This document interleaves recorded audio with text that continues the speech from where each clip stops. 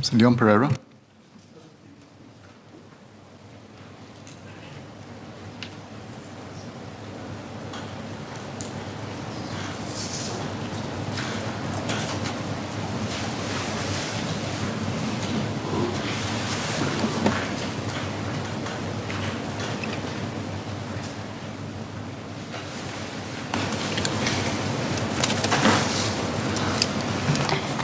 Mr. Speaker, sir, can I have your permission to take questions 7 and 8 together, please? Yes, please. Thank you, Mr. Speaker, sir.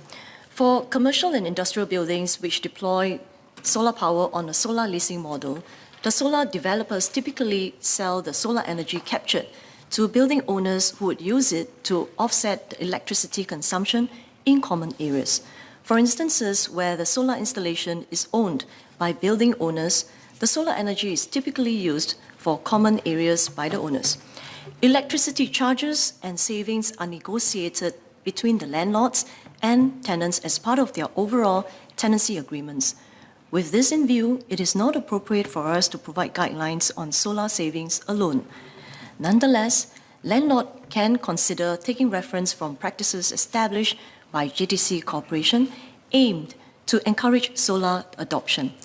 JTC adopts a two-pronged approach to encourage solar adoption amongst their lessees.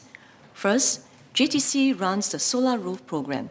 This was initially started to solarize JTC's own buildings. Solar Roof was expanded in year 2020 to other buildings to make solar adoption more accessible for lessees, including those with shorter leases. Today, JTC lessees can choose between two solar deployment models, both of which do not require any upfront capital outlay if JTC's appointed solar vendor for the Solar Roof program is used. The first model available is through rooftop licensing, where lessees can lease their space to any solar vendor for solar panel installations in return for a rental fee. The second model is solar leasing, where lessees allow vendors to install solar panels on their rooftop, and they pay a discounted rate on the electricity generated, which offsets their electricity consumption. JTC implemented the mandatory solar deployment scheme in year 2020, as highlighted by the member. This scheme requires lessees with a new or renewed land lease with JTC of more than 15 years and with at least 800 square meters of contiguous rooftop area to carry out solar deployment. Lessees can adopt the two deployment schemes under the Solar Roof program if they do not wish to own the solar panels themselves. The member will be glad to know that JTC is currently studying even more options to push solar adoption further, especially for lessees and tenants with short remaining tenures. The government will continue to review ways to incentivize and promote more solar adoption, including co-curating solutions with private developers and industry players, as well as work with stakeholders to maximize solar energy adoption in Singapore. Mr. Leon Pereira.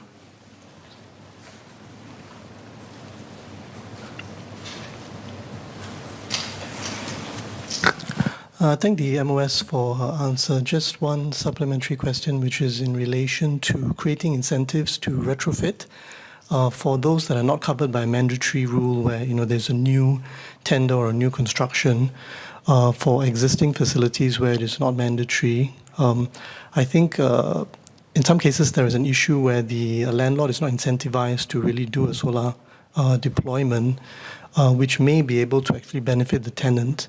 And I'm wondering whether this is something that the government can look at in terms of specifying guidelines whereby the benefits can be shared by the landlord and the tenant. There may be electricity generated that goes beyond what is needed for common areas.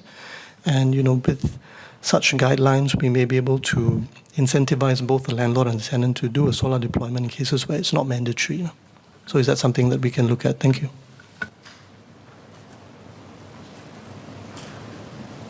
Mr. Speaker, I want to thank the member, Mr. Leon Pereira, for his SQ.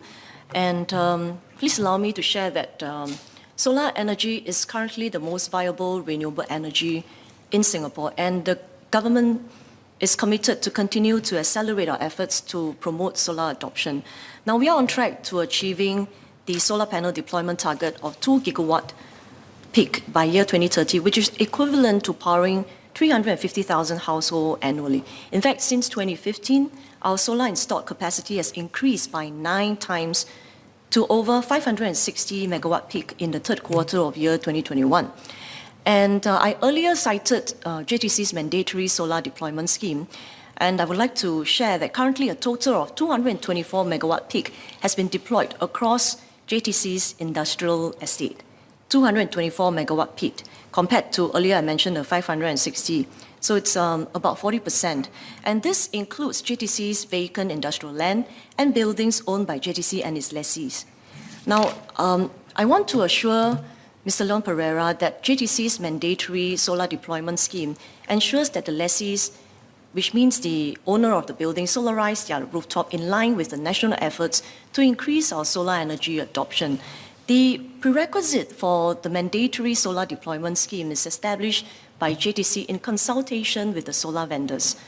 For example, as per current market practice, the typical contracting period for solar installation is between 15 years to 20 years. And a minimum of solar installation area of at least 800 square meters is required for the solar deployment for this to be viable. And these requirements are needed to ensure that both the lessee as well as the solar vendor have sufficient runway and scale to amortize the upfront fixed investments into the solar panel installation. Now, having said that, I want to assure Mr. Leon Pereira that any lessees with shorter lease period of less than 15 years or even smaller rooftop space of less than 800 square meters, they can still engage the solar vendor, including JTC's appointed solar vendor, to participate in the solar roof program. Now, I also want to reassure him that JTC is currently seeking new solar vendors who are able to service shorter contract periods so that we can benefit the lessees and the tenant of shorter contract periods. And in fact, JTC is also engaging existing tenants in land-based facilities to explore the possibility of a license fee sharing model. And in addition, as part of the solar roof program Phase 3 tender, which was just launched in November 2021, 3 months ago, both rooftop licensing and solar leasing rates for shorter contract period options of less than 10 years will be made available.